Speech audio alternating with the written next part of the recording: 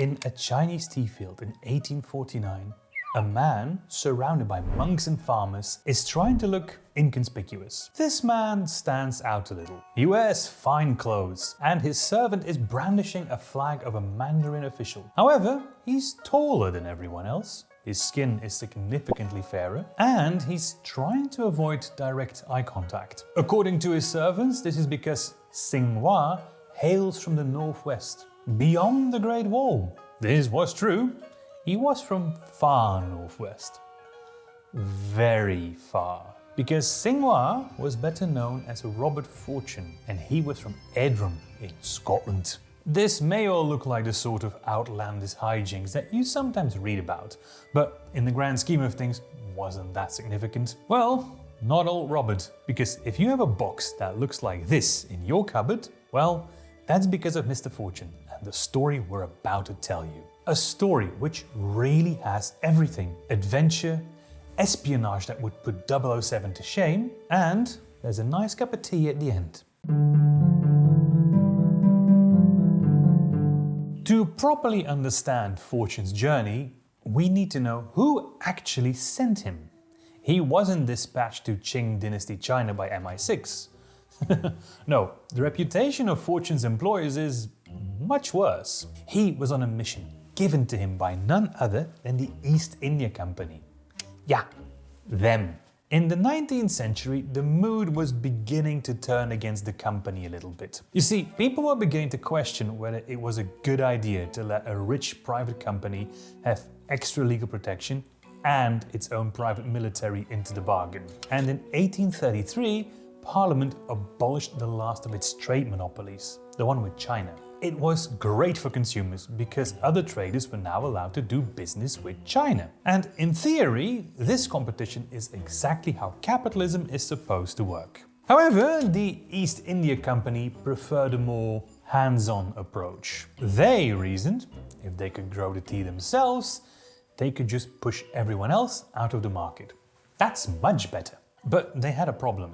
Growing tea yourself is not as easy as it sounds. Even though Europeans had been drinking tea for 200 years at this point, they still hadn't managed to cultivate themselves. The Portuguese and Dutch had tried in Rio and Java respectively, but both had failed. The only other country that had a tea culture was going through a bit of a hikikomori phase at the time, so getting it from there wasn't an option either. The East India Company, however, had something the previous European attempts did not: naturally occurring tea in a region they controlled. You see, in 1810, East India Company soldiers, yes, this company had soldiers, had found tea trees in northeastern India, in the region of Assam, a region with conditions very similar to China's tea regions. This discovery would, in the words of the company themselves, remove the embarrassing dependency of Britain on China for tea.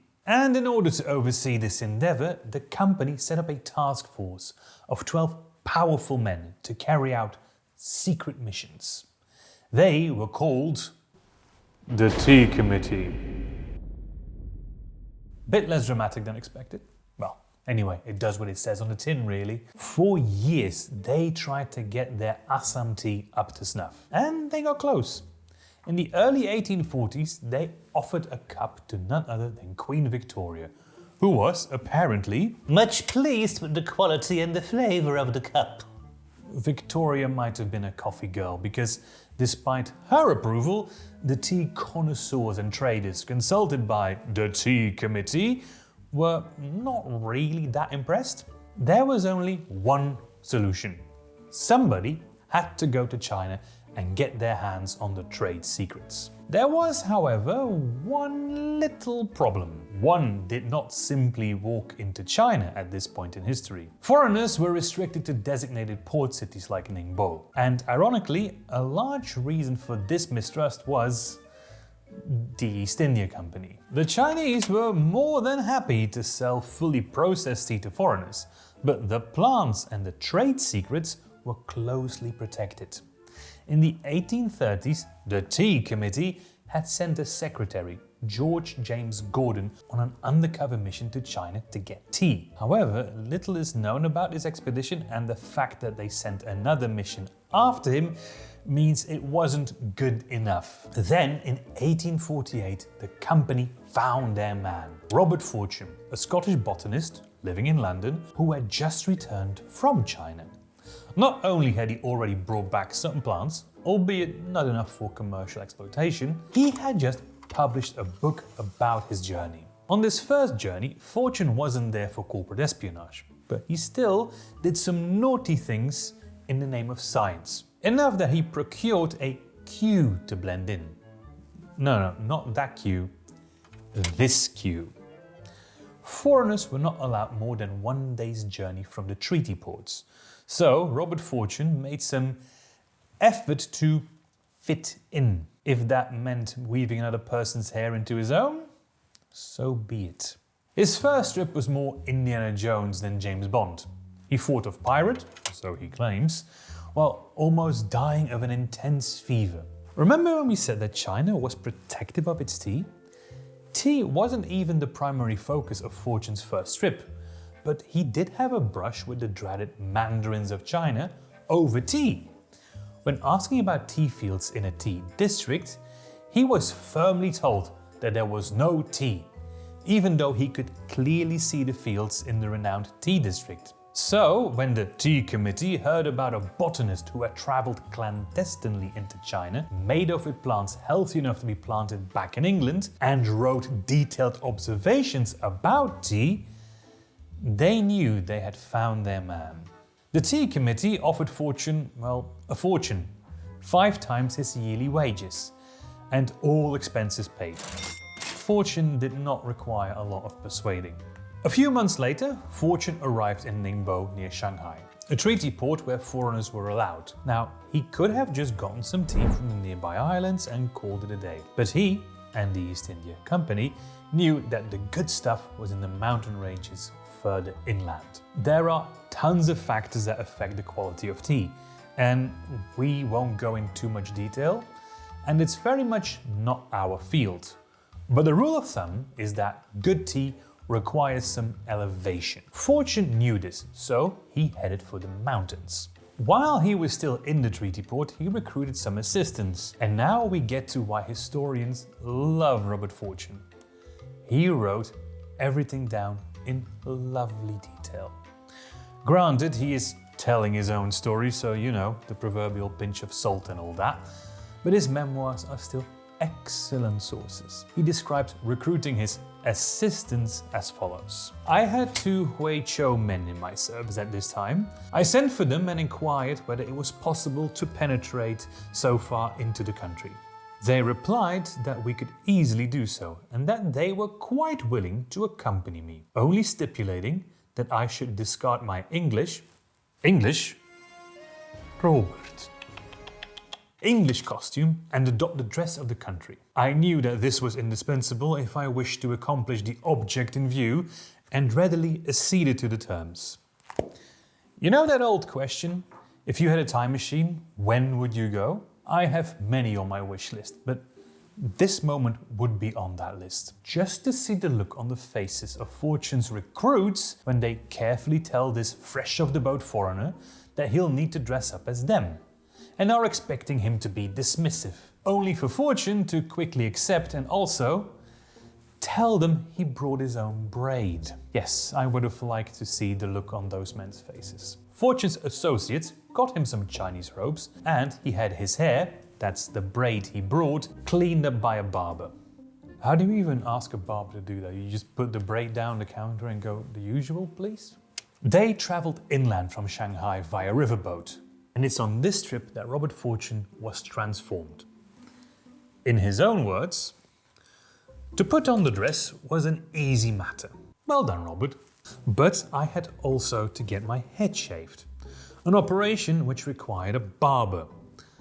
The coolie was a large-boned, clumsy fellow whose only recommendation to me was his being a native of that part of the country to which I was bound. Having procured a pair of scissors, he clipped the hair from the front, back and sides of my head, leaving only a patch upon the crown. He then washed those parts with hot water after the manner of the Chinese, and, having done so, he took up a small razor and began to shave my head. I suppose I must have been the first person upon whom he had ever operated, and I am charitable enough to wish most sincerely that I may be the last. He did not shave. He actually scraped my poor head until the tears came running down my cheeks, and I cried out with pain. And all he said was, "Hiya, very bad, very bad." I'm not doing the accent. And continued the operation. To make matters worse, and to try my temper more, the boatmen were peeping into the cabin and evidently enjoying the whole affair, and thinking it capital sport. Yes, you heard that right. Hiya goes back over a century, and I bet some of you thought it was just Uncle Roger's catchphrase. From this operation emerged a brand new man. R.Fortune had become Xinhua.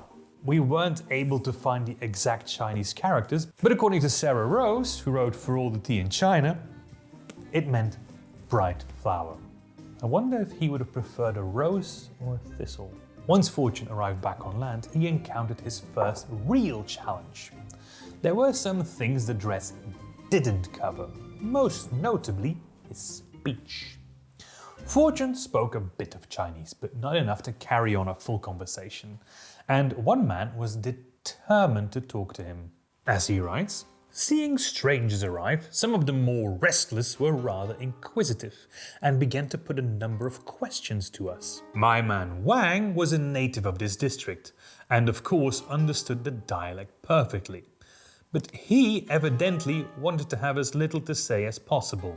As for myself, I told him I did not understand what they said. One fellow in particular, who probably was sharp enough to detect something unusual in my appearance, no kidding, was determined not to be put off in this way, and kept asking me a variety of questions. Fortunately for Fortune, at length the old innkeeper came up and said with the utmost gravity, "It is of no use talking to this person. He understands the Quanhua or court dialect only. You do not speak that, and of course he cannot understand you, nor you him." This seemed to be perfectly satisfactory to all parties, and I was left unmolested. There you go, espionage rule number 1. If you want the locals to help you keep your cover intact, spend a lot of money. There were also some smaller challenges. For example, Fortune was initially very nervous about having to use chopsticks in public, as it had been 3 years and he was worried that his rusty technique would give him away. So at first he stuck to dishes like congee, until he got so fed up with it that he took the risk and found out, to his very pleasant surprise, that eating with chopsticks is a bit like riding a bike.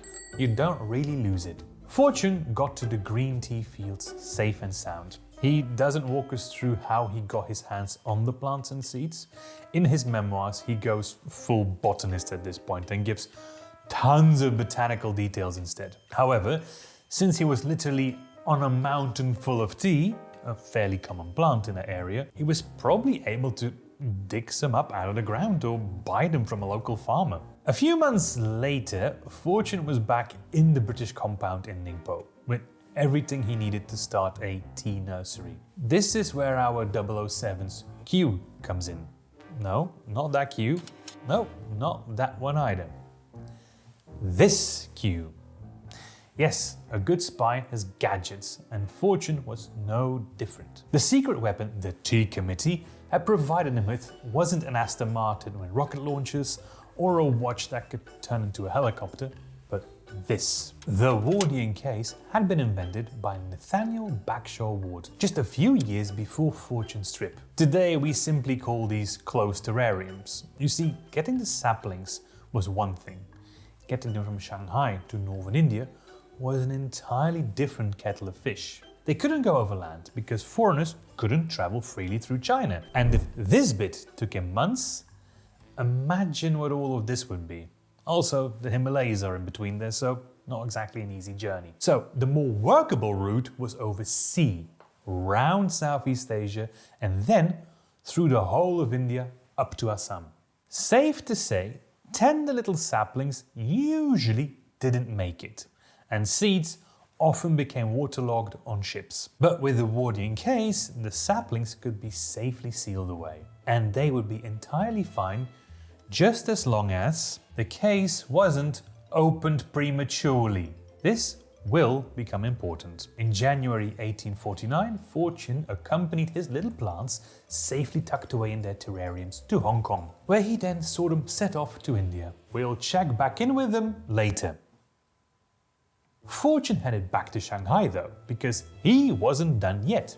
The plants he had just sent off were for green tea. He still needed to get some plants for black tea. At this point, most Europeans didn't know a lot about tea. For instance, many thought that black and green tea came from different plants. So it was all the more important to Fortune's employers that they got the correct strain, and more importantly, the knowledge of how to turn this into this. Processing was a big black hole in the knowledge of the British. Only a few years before this trip, on his first trip, Fortune himself was one of the first people to remark that the Chinese dyed the tea meant for export to Europe with things like turmeric, gypsum and Prussian blue, which is highly toxic. The Chinese didn't do this to poison Westerners, by the way. Victorians were already putting plenty of toxins into their own food. No. They had simply noticed that European merchants preferred buying tea that was brightly coloured. So, upon returning to Ningbo, Fortune set out for a second journey, this time to the Wuyi Mountains. Since this was a different area, he needed a new local guide, and he ends up hiring a man named Xing Hu. Xing Hu tells Fortune that for this trip he can provide an even stronger cover than merchant. Xing Hu shows him a small triangular flag, bearing the emblem of a mandarin. He claims it was a gift from a former master.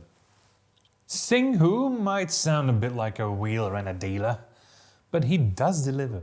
Fortune seemed very impressed. My servant, I believe, told him that I came from some far distant province beyond the Great Wall. And with this information, indefinite as it was, they seemed to be perfectly satisfied. Besides, I was now well acquainted with their habits and manners. I could eat with chopsticks as well as any of them. And my dress was, I believe, scrupulously correct. Even to the glossy black tail, which had been grafted on my own hair and which hung gracefully down nearly to my heels. Now, small aside, if you're having trouble with the notion of white guys just putting on the correct hat and passing for locals, well, it might seem unbelievable, but it actually makes sense. Fortune wasn't even the first to do it. There was a German missionary who had arrived in China and blended in so well he fooled everyone. You have to remember that China is big, and they were used to people looking a tad different and speaking a different language. Everyone in the country speaking Mandarin is a recent development. They also didn't have pictures and footage like we do today. So when somebody looked off, well, he was just from up north or down south or beyond the wall. There was no real reason to question it. Anyway, back to the journey. Xing Hu might have been good at coming up with ruses. He wasn't a great manager. At one point, he tried to stiff the carriers, which resulted in an outright revolt. And Xing Hu apparently tried to fight them off with a joss stick. That's those incense sticks. Fortune was able to resolve the situation by, firstly, waving around a rusted pistol, and then, upon finding out Xing Hu was holding back funds, Fortune ordered all the men paid, and everything was resolved. Problem was that none of these men now wanted to work with Xing Hu after all of that. So they left, leaving Xing Hu to carry all the luggage himself. When they eventually got to the mountains, Fortune was taken aback by their beauty. He also noticed that the region was rich in temples and monks making tea. During one of his stays, Fortune noted this. I remained 2 days under the roof of the hospitable Taoist and saw a great part of the Bohea Hills and their productions. On the evening of the second day, having entered into a fresh agreement with my chair-bearers and coolies, I intimated to the old priest that I intended to proceed on my journey early next morning. He kindly pressed me to stay a little longer, but when he saw I was in earnest, he went out to his tea plantations and brought me some young plants, which he begged me to accept. I felt highly pleased with his gratitude for the small present I had given him, and gladly accepted the plants. I'm sure he did, which increased my store very considerably. These, with the other plants, were packed carefully with their roots in damp moss, and the whole package was covered with oil paper. That outfit surely did its job. Fortune returned to Ningbo with a ton of saplings. Looks like it was mission accomplished for him. However, upon his return, there was a letter waiting for him. This letter informed him that his green tea saplings had made it safely to Calcutta. Sadly, as was to a degree anticipated, the seeds did not survive their journey across the salt seas. The Wardian cases, on the other hand, had all made it. However, two things had happened. Firstly, some eager official opened the cases, ruining the delicate ecosystems within. Then, a less talented botanist called Jameson had the seedlings watered regularly in their glass cases that had no drainage holes. And so, the precious plants were now practically compost. He also ordered them to be planted like rice paddies, which they were very much not supposed to be. Before he sent off the next batch, he took some precautions by going full A-team on the Wardian cases. He protected the seedlings by packing them between layers of soil. Then he secured them with crossbars and screwed them tight, making the cases literally foolproof. And he later made sure the entire East India Company knew what was happening and who was to blame by sending out some firm but polite letter with carbon copies going out to pretty much everyone. Did you really think passive-aggressive office politics were a new thing? Also, he didn't just send tea plants, he also sent tea makers to India to act as consultants. This last thing is something that, if the Chinese imperial government had found out, would have gotten them in real trouble. All the efforts were worth it though, because the quality of the Assam tea shot up after Fortune's plants and the consultants arrived. We don't know exactly which plants ended up where, but the production of one tea in particular skyrocketed shortly after Fortune's travels. A bit too close to be just coincidence. This tea was the Darjeeling, often considered the champagne of teas. Less than 2 decades later, India had supplanted China as the world's biggest tea producer. Something there's still a bit miffed about in China, by the way. Fortune returned to Britain a wealthy man. He would go back to China afterwards, although not on an official business, and when Japan opened up, he went there too. And that's the story of how Britain stole China's tea. Now it's time for a nice cuppa. Go ahead and put the kettle on. Tea in China is older than the pyramids in Egypt. There is a lot of debate around how it was consumed over the millennia. What we can say for sure is that during the Ming Dynasty, this emerged as the default way of enjoying tea. Rinse your gaiwan with boiling water to preheat it. Place your tea in the cup and pour over boiling water. Let it steep for at least 2 minutes and enjoy. Strain out the leaves using the lid and, well, your lips. For a second cup, add more water until all the flavor is gone. Although modern tea vessels have evolved beyond the classic gaiwan, this method is pretty much still how most people enjoy their tea in China these days. In Britain, things were done differently. We've read recipes from Victorian workhouses that just involve dunking a muslin cloth full of tea into a big pot of boiling water. By the way, if you're interested in Victorian workhouses and what was served there, go ahead and subscribe. We're working on something that is our most ambitious little project yet. If you're already a subscriber, it would be great if you could just leave a like. Thank you very much. We're now going to make some nice tea though. Take a teapot and add about 2 to 3 grams per 250 milliliters of tea you're planning to make. I wonder if it would be possible to make a channel all about one specific warm beverage. Anyway, After a few minutes of steeping, pour your tea through a strainer into a lovely cup. Add milk and sugar to taste. Don't forget to add a biscuit. Now, you might have seen Chinese tea served like this. This is called gongfu cha, or making tea with skill. It all looks very traditional, but it's all weirdly new. Now, that doesn't mean it's fake. Most, if not all, of these elements go back ages. Time immemorial for some of them. However, bringing them all together and packaging them as a unified experience is rather new. It's also not really a ceremony, since there are no rigid patterns like with a matcha ceremony. The steps differ based on the type of tea and the preference of the customer. Hence, tea with skill. New or old, gongfu cha is very popular in China. And when you have tea in a tea setting, be it a tea shop or parlor, this is probably how you will get served your tea. To do nice gongfu tea or gongfu cha, get all your utensils ready and pour some boiling water over them. This will preheat everything. We have a little tray to catch water, but you can do this on a cloth or some other receptacle. Now put your tea into your little pouring gaiwan. Pour over your boiling water and let steep for 10-ish seconds. Pour into your little pitcher and serve into cups. The pitcher is also called a fairness cup, by the way. Quite cute. If the gaiwan is too hot for you to handle, they do sell small teapots like this as well. Some say you should dispose of the first rinse. That's up to you and how much you trust your supplier. Now, repeat, adding a few seconds to the steep each time, and discuss the different notes you detect with your table mates. As your tea opens up, remember to sniff the leaves between steeps. Every steep should taste and smell a bit different. Most teas can go for roughly 8 steeps, but some black teas and ripened pu'ers can go for up to 20. Yum cha, if the Brits don't nick it. And if you can't be bothered to do all of that, just do this. Just please don't microwave it. We hope you liked the story of how Britain stole China's tea. Please leave a like if you did, or consider becoming a member for exclusive videos and early access. Thank you very much for watching.